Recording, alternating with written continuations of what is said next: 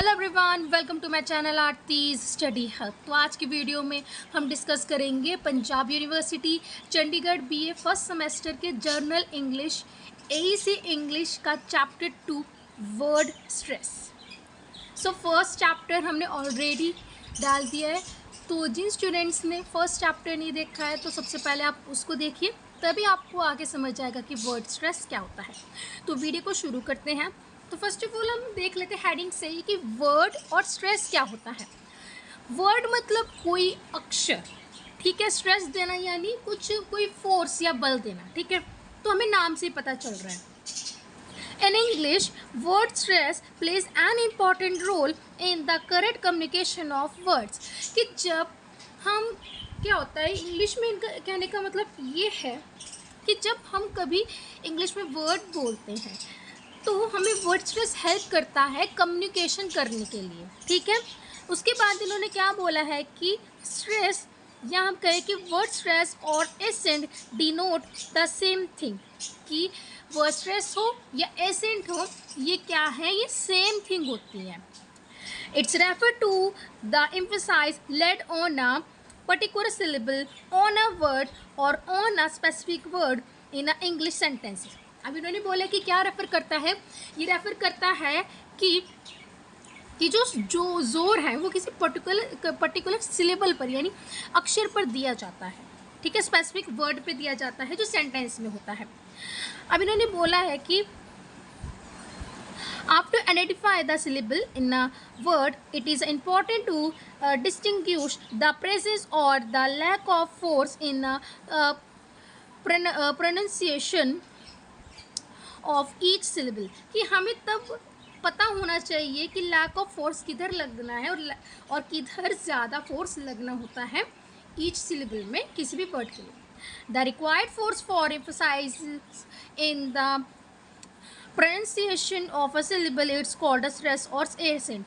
कि जब भी हम रिक्वायर्ड फोर्स यानी जितनी फोर्स की हमें ज़रूरत होती है वर्ड पे हम बोलते हैं ताकि उसका करेक्ट मीनिंग निकले, तो उसको हम एसेंट बोल देते हैं या फिर हम क्या बोल देते हैं, वर्ड स्ट्रेस बोल देते हैं। अब इसके कुछ की पॉइंट्स दे रहे हैं कि जैसे depending on the emphasize the pitch will be also change. कि जब हम एम्फसाइज, जब हम जोर लगाते हैं किसी वर्ड पे तो उसकी पिच भी डिपेंड करती है और उस वर्ड को चेंज कर देती है, उसके मीनिंग को भी चेंज कर देती है और पिच को भी चेंज कर देती है। A stress syllable is usually pronounce with the force. कि एक जो स्ट्रेस होता है ना, ठीक है, एक स्ट्रेस होता है जो सिलेबल पर पड़ता है, वो उसका जो फोर्स होता है वो साउंड भी लाउडर कर देता है और उसको एकदम क्लियरिटी, कि वर्ड को क्लियरिटी भी देता है। उसके बाद इन्होंने क्या बताया कि द एम्फसाइज और the stress on a syllable would be further bring a change in the meaning and the rhythm of spoken sentences. कि अगर हम जब भी जोर लगाते हैं, स्ट्रेस देते हैं किसी सिलेबल पर, तो क्या होता है कि जो चेंजेस होते हैं वो मीनिंग और रिदम में भी होते हैं जब हम स्पोकन लैंग्वेज में किसी भी वर्ड को बोलते हैं। The word stress is important for listener to compare the precise meaning of what is being spoken. कि हमेशा लिसनर इसको कंपेयर कर सके कि आखिर जो प्रिसाइज मीनिंग है कि स्पोकन लैंग्वेज जो बोली गई है, आखिर उसका मीनिंग क्या निकल रहा है, कि हम सामने वाले को कैसे बता रहे हैं। आई होप आपको समझ आ चुका होगा। अब नीचे देखो कुछ एग्जाम्पल दे रखी हैं। मैं वीडियो ज़्यादा लंबी नहीं बनाऊंगी, अगर आप ज़्यादा लंबी वीडियो देखते हो तो बोर हो जाते हो, आजकल तो ये चीज़ हो गई है, ठीक है। तो मैं आपको कुछ छोटे छोटे शब्दों में, आसान शब्दों में आपको मैं समझाने की कोशिश करूँगी पूरा चैप्टर। अब इन्होंने देखो क्या बोला है कि अगर हम रिकॉर्ड बोल रहे हैं, ठीक है, तो रिकॉर्ड में फर्स्ट पर क्या होगा, स्ट्रेस होगा। इसी तरह अगर हम बोलेंगे रिकॉर्ड तो उस पर क्या होगा, सेकंड पे पड़ेगा। देखो अगर हम फर्स्ट पे बोल रहे हैं तो वो नाउन हो जाता है, सेकंड में अगर स्ट्रेस पड़ता हो क्या हो जाता है, वर्ब हो जाता है। इसी तरह इन्होंने देखो कुछ नीचे एग्जाम्पल दे रखी हैं, जैसे रेफ्यूज़ भी नाउन बन जाता है और जब हम रिफ्यूज़ बोल देते हैं, जब फ्यूज़ पे हम ज़्यादा स्ट्रेस डालते हैं तो वर्ब बन जाता है। इसी तरह डेजर्ट है, कॉन्फ्लिक्ट है, प्रेजेंट है, मतलब ये सब अगर हम वर्ड्स को हम थोड़ा चेंज करते हैं या फिर हमारी स्ट्रेस फर्स्ट सिलेबल या सेकंड सिलेबल पर लगती है तो वो उनमें क्या होता है, वो नाउन और वर्ब में भी चेंजेस आती है और उनके मीनिंग में भी चेंजेस होते हैं। अब देखो एक और चीज़ है, the types of stress on a syllable in a word. Primary stress क्या होता है, सेकेंडरी स्ट्रेस एंड अनस्ट्रेस क्या होता है। ठीक है, हम इस चीज़ को समझने की कोशिश करेंगे। In a word consisting the more than 2 syllable something, the stress may be fell on a 2 syllable. कि जब भी हम 2 सिलेबल देखते हैं, मोर देन 2 सिलेबल किसी भी स्पेलिंग में देखते हैं, तो क्या होता है कि जो स्ट्रेस होता है वो कितनी सिलेबल पर पड़ता है, 2 सिलेबल पर पड़ता है। In a word with 3 syllable more than 1 syllable में be stress in a such case primary stress. कि जब भी हम देखते हैं कि जब वर्ड में 3 सिलेबल होते हैं, उससे ज़्यादा सिलेबल होते हैं, तो जो स्ट्रेस होता है इन केसेस में वो प्राइमरी स्ट्रेस बन जाता है। और प्राइमरी स्ट्रेस फेल्स ऑन ना pronounced with the greater force and the secondary falls on ना syllable with the lesser force. कि जो क्या होता है कि हमारे प्राइमरी जो होता है स्ट्रेस वो ज़्यादा होता है और सेकेंडरी स्ट्रेस होता है वो कम स्ट्रेस होता है। ठीक है, अब देखो अनस्ट्रेस का मतलब होता है कि जिस पे स्ट्रेस नहीं पड़ रहा होता है, जैसे कि लास्ट के वर्ड पे स्ट्रेस नहीं पड़ रहा होता है। For example the word invitation pronounce as a invitation with the primary stress on the third syllable and the secondary stress on the first syllable whether the second and the fourth stress are the unstress. ठीक है, जो syllable जो है इन्होंने इसमें क्या बताया कि जो सेकेंड एंड फोर्थ सिलेबल है हमारा इन्विटेशन में, देखो इन्विटेशन में सेकेंड है ये, ठीक है, और ये फोर्थ है, तो क्या है इस पे स्ट्रेस नहीं लग रहा है, ये क्या है अनस्ट्रेस। जिस पे भी स्ट्रेस नहीं लगता है, जिसको भी हम नॉर्मली लिखते हैं, वो क्या कहलाते हैं, वो अनस्ट्रेस कहलाते हैं। आई होप आपको ये समझ आ चुका होगा। नीचे कुछ भी नहीं है, वही एग्जाम्पल दे रखी है। अगर आपके कॉलेज में यही बुक लगाते हैं तो ये बुक भी बहुत इजी है, वरना आप MBD भी परचेज कर सकते हैं। वैसे कोई बात नहीं है, आप दोनों बुक पढ़ोगे, दोनों बुक आपके लिए अच्छी है। AEC मुश्किल नहीं होता, AEC अच्छा है, ईजी। आप पढ़ोगे तो आपको मार्क्स ज़रूर मिलेंगे, आप नहीं पढ़ोगे तो वो आप पे डिपेंड करता है। ठीक है, अब हम कुछ जर्नल रूल्स के बारे में पढ़ लेते हैं, आखिर क्या कौन कौन से रूल्स होते हैं इसके। ठीक है, पहले देखो रूल है इसका, the stress are marked with the short vertical. कि जो शॉर्ट और वर्टिकल है ना lines above and before the stress syllable. कि हम क्या करते हैं कि जो हमारा सिलेबल पर स्ट्रेस पड़ता है ना, और उसमें इन्होंने क्या बताया कि फर्स्ट रूल में कि जो हमेशा स्ट्रेस सिलेबल होते हैं वो मार्क्ड होते हैं हमेशा वर्टिकल लाइन में और उन पर स्ट्रेस होता है। इसी तरह in a general tendency of English word is to through the accent backward. This means that the accent usually fell on the beginning of the word or as close to the beginning of the word as possible. तो इन्होंने ये चीज़ बोली। ठीक है, अब इन्होंने क्या बोला सेकंड वाले रूल में कि जर्नल टेंडेंसी में क्या होता है कि जब इंग्लिश वर्ड में हम देखते हैं एसेंट को देखते हैं, तो क्या होता है कि यूजली जो हमारा स्ट्रेस होता है वो बिगनिंग में लगता है, ठीक है, और क्लोज में लगता है ज़्यादातर पॉसिबल चांसेस में। फॉर एग्जांपल हम देखते हैं, यानी सेकंड इन्होंने बोला है कि बिगनिंग में लगता है या फिर क्लोज ऑफ द वर्ड, यानी जब क्लोज होने वाला होता है उससे जस्ट बिफोर एक सिलेबल से पहले। ठीक है, जैसे एग्जाम्पल इन्होंने दे रखा है, जैसे पैसेंजर, अल्टीमेट, हैप्पीली एंड लेजिगलिटली। ठीक है, ये इन्होंने मतलब ज़्यादा कुछ मुश्किल नहीं है, इन्होंने बस इतना ये बता रखा है कि ज़्यादातर यूजली किन वर्डों पर स्ट्रेस रहता है सेकंड रूल में। थर्ड हमने पढ़ा था पिछले चैप्टर्स में मोनोसिल्बिक क्या होता है। मोनोसिल्बिक में क्या होता है कि जो स्ट्रेस होता है वो अनस्ट्रेस भी होता है, बट मोनोसिल्बिक में हमेशा एक क्या होता है कि एक सिलेबल वाला होता है, तो उस पर स्ट्रेस कोई नहीं होता, वो सीधा अपने आप से शुरू होता है, ख़त्म हो जाता है। जैसे कि इन्होंने बोला sit, pen, den, call, doll etcetera. ठीक है, इन्होंने ये बताया। अब पढ़ते हैं इंटरजेक्शन। इंटरजेक्शन में क्या होता है, interjection are not marked by a stress but they may be accented depending on their usage in a sentence.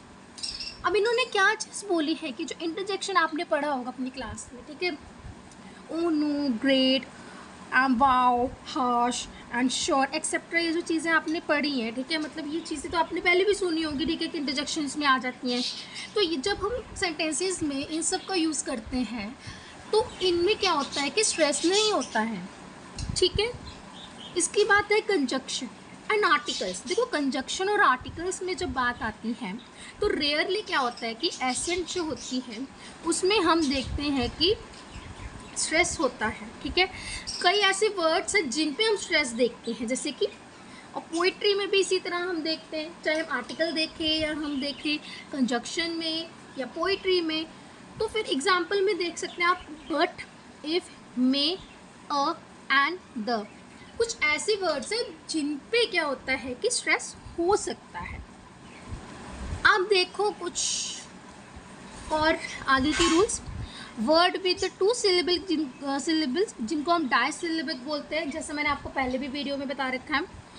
For words use as a noun, जब हम वर्ड्स को नाउन एज ए यूज़ करते हैं तो जो हमारा सिलेबल होगा वो किस पे होगा, हमारा जो सिलेबल होगा, ठीक है, फर्स्ट सिलेबल होगा, तो उसमें हमारा सारा स्ट्रेस होगा, ठीक है।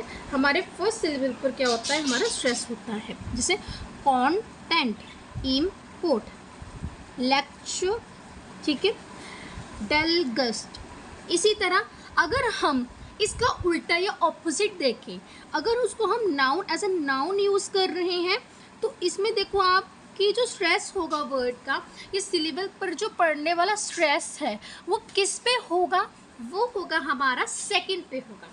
तो याद रखना, जब हम एज अ नाउन लिखते हैं तो स्ट्रेस हमेशा किस पे पड़ता है, फर्स्ट सिलेबल पर पड़ता है। जब हम एज अ वर्ब लिखते हैं तो वो किस पे पड़ता है, सेकंड सिलेबल पर पड़ता है, ठीक है। चैप्टर ज़्यादा नहीं रहेगा, छोटा सा आपका चैप्टर है और ये आराम से भी हो जाएगा। इसी तरह देखो the words with prefix. Prefix में मतलब जो वर्ड्स हम अक्सर जोड़ते हैं, ठीक है, कि प्रीफिक्स क्या होते हैं कि अब देखो जो प्रीफिक्स में हम कुछ दूसरे वर्ड्स को जोड़कर एक न्यू वर्ड्स बना देते हैं, ठीक है।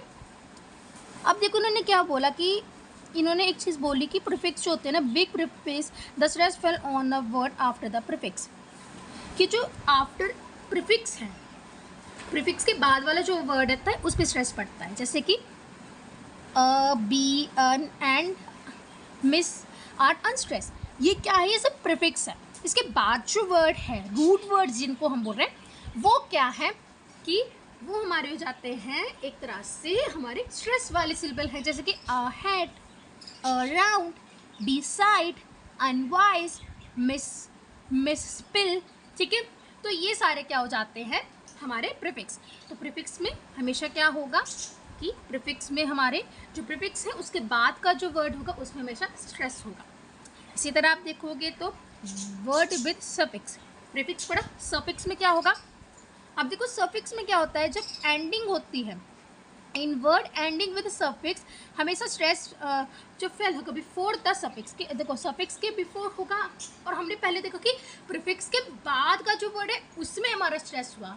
इसी तरह सफिक्स में हम ऑपोजिट देख रहे हैं कि जो सफिक्स है, ठीक है, सफिक्स से जो पहले वाला वर्ड होगा, ठीक है, उस पर क्या होगा, हमारा स्ट्रेस होगा। जैसे sleepy, harmless, wastage, harmful and sisterhood, ठीक है, ये इसके कुछ एग्जाम्पल हैं। अब देखो कंपाउंड वर्ड क्या होते हैं। Compound word, in a compound word made up 2 words but written as a word.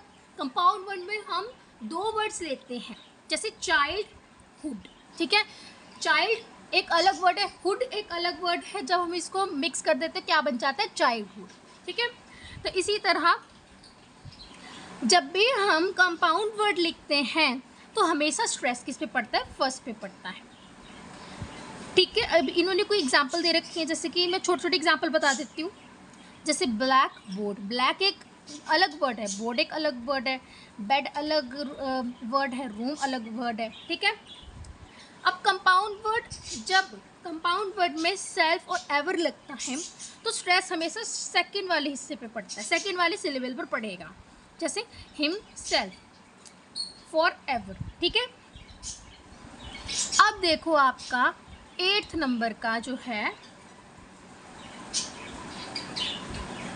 Word ending with ION, जब भी ION पड़ेगा तो आपका जो सिलेबल, जब आपका स्ट्रेस होगा वर्ड पे पढ़ने वाला, ठीक है, वर्ड पे जो पढ़ने वाला स्ट्रेस होगा वो क्या होगा, हमेशा just before end of syllable होगा।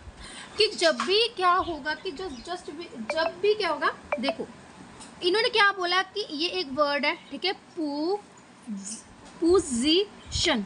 अब देखो शन लास्ट वाला है, ठीक है, लास्ट वाला वर्ड है,